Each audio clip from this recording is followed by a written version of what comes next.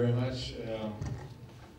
The Center for International Cooperation is marking its 50th anniversary.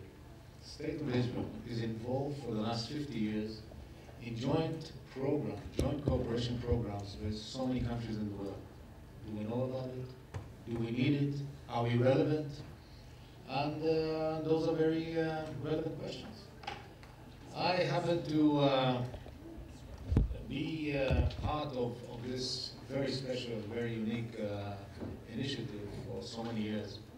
And I can see Israel through the eyes of the experts coming from Africa, Asia, or other parts of the world. And you'll be surprised, but Israel has a lot to offer. Small Israel with very modest budgets. Think of the professional, whether he's a doctor, whether he's an extension officer in the field of agriculture.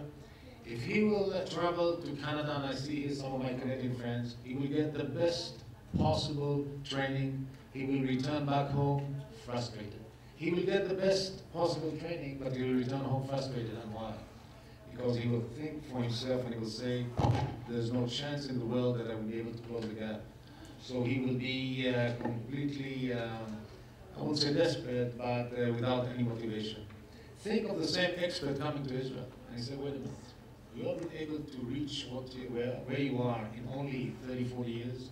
You have been able to do it in spite of, and we know how many challenges we ourselves are facing. You say, wait a minute, there's hope for me.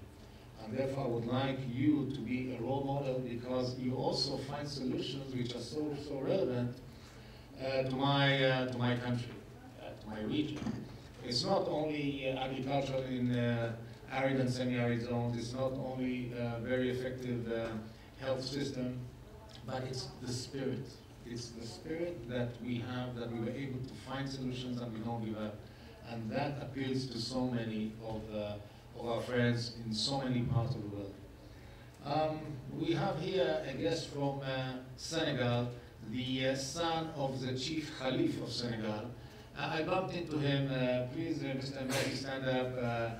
I would like to recognize you. He's actually the only delegate from Senegal, and I bumped into him, and I saw someone that is a little lost, and I came over and I said, can I be of help?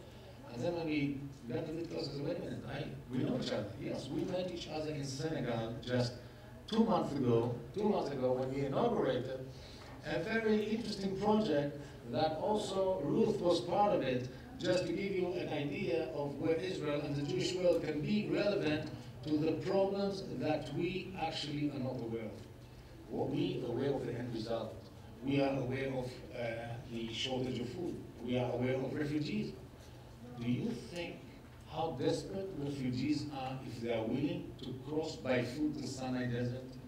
Did you give that a thought? It means if they are willing to find a greener pasture in Israel or elsewhere, and willing to risk their lives and cross the desert, you just can imagine how things are back home.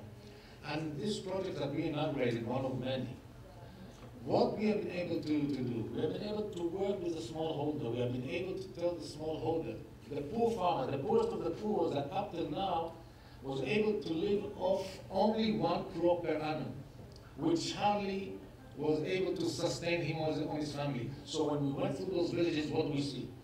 We see children, we see elderly, we see mothers. We don't see the working force because they're not there. They fled to Sinai, they fled to Europe, they're trying to cross the ocean. And what we are telling them that with very simple, not sophisticated, very simple, basic approach, we'll be able to work with you, in order to have 3 crops per annum, in order to diversify your crops, so not only that you are able to feed yourself, you'll be able to generate income. And in this very, the soil that was absolutely degraded, and I'm telling you, the sand sometimes looks better.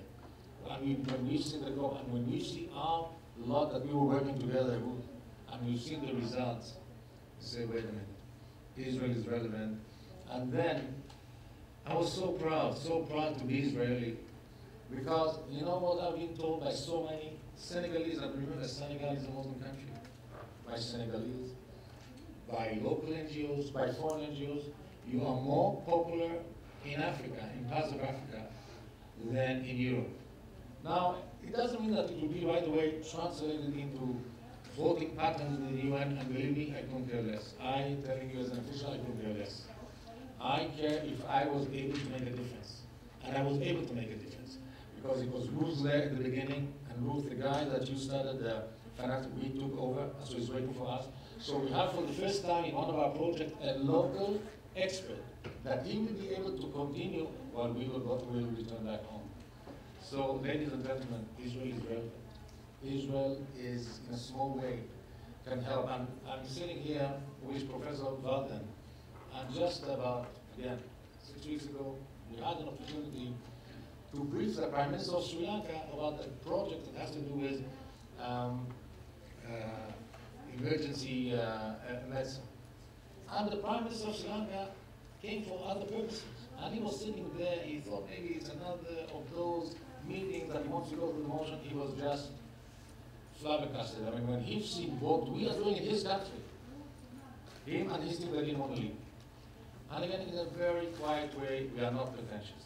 We are trying to identify the areas that we can be relevant, that we can be effective, otherwise we won't go there. I'm not going into infrastructure. We don't have the funds, and this is not our policy. We are putting the emphasis on human capacity building. And when we will be able together to build the future of the cadre of leaders of the future in all walks of life, whether it's in the field of medicine, health, education, or agriculture, then there's hope that we'll be able to close and to close the gaps, because we cannot afford, as Jews, as Israelis, as human beings, as members of the national of the family of nations, to see this widening gap, because we're all going to pay the price, and of course it's also a moral obligation. Thank you very much.